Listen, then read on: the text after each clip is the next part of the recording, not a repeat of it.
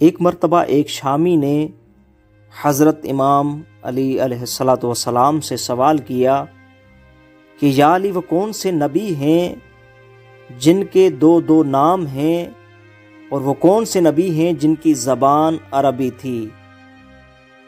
امام علی علیہ السلام نے فرمایا کہ 6 نبی ایسے ہیں جن کے دو نام ہیں۔ سب سے پہلے حضرت یوشع بن نون، جس کا دوسرا نام ذوالکفل ہے۔ دوسرے حضرت یعقوب نبی، جس کا دوسرا نام اسرائیل تھا۔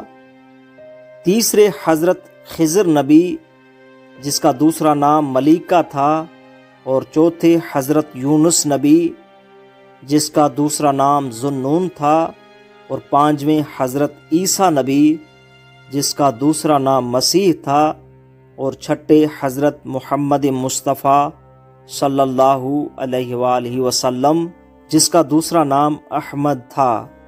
اور امام نے فرمایا کہ 5 نبی ایسے ہیں جن کی زبان عربی تھی۔